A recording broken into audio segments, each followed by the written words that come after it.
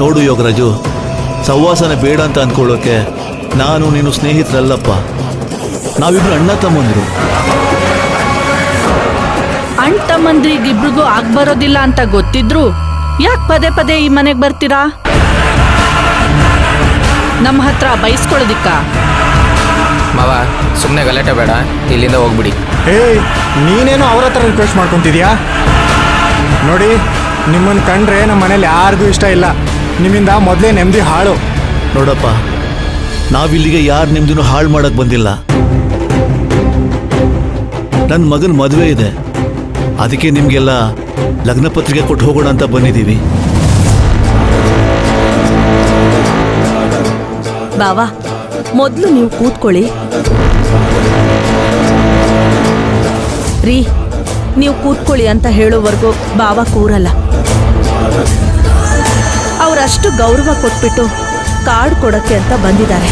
ನೀವು ಅಷ್ಟೇ ಗೌರವ ಕೊಟ್ಟು ಅವ್ರಿಗೆ ಕೂತ್ಕೊಳ್ಳಕ್ಕೆ ಹೇಳ್ಬೇಕಲ್ವಾ? ಕೂತ್ಕೊಳ್ಳೋದಾ?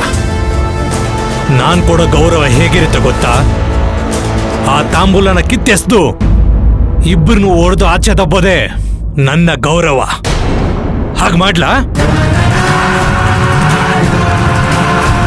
ಒಳ್ಳೆ ಗೌರವನ ಕೊಡೋದಿಕ್ಕೆ ತಯಾರಾಗಿದ್ಯಾ ಯೋಗಿ? ಮೊದ್ಲ ಕೆಲಸ ಮಾಡು. ಸಾಕು, ನಿಲ್ಲಿಸ್ತೀರಾ? ನಮ್ಗೆ ಮಾನ, ಮರ್ಯಾದೆ, ಗೌರವ ಎಲ್ಲ ಇದೆ. ನಿಮ್ಮತ್ರ ಬಯಸ್ಕೊಂಡು ಉಗಿಸ್ಕೊಳ್ಳೋ ಕರ್ಮ ನಮ್ಗಿನ್ನೂ ಬಂದಿಲ್ಲ. ಚಿಕ್ಕಿ, ಇಷ್ಟೆಲ್ಲ ಅಂದ್ಮೇಲೂ ನಾವೆಲ್ಲಿರಲ್ಲ. ಅಪ್ಪ ಬನ್ನಿ, ಹೊರಡೋಣ. ಜಾನ್ವಿ, ಇವರೆಲ್ಲ ಇದೇ ಥರ ನಡ್ಕೋತಾರೆ ಅಂತ ನಮ್ಗೆ ಮೊದಲೇ ಗೊತ್ತಲ್ಲ. ಸ್ವಲ್ಪ ಸಮಾಧಾನ ಮಾಡ್ಕೊಮ್ಮ. ನೋಡಿ ಯೋಗರಾಜು, ನಿನಗೆ ನನ್ನ ಕಂಡ್ರೆ ಇಷ್ಟ ಇಲ್ಲದೆ ಇರ್ಬೋದು. ನಾನು ನಿನ್ನ ಅಣ್ಣ ಆಗಿ ನಾನು ನಿನ್ನ ತುಂಬ ಪ್ರೀತಿಯಿಂದ ಸಾಕಿದ್ದೀನಿ ಕಣೋ.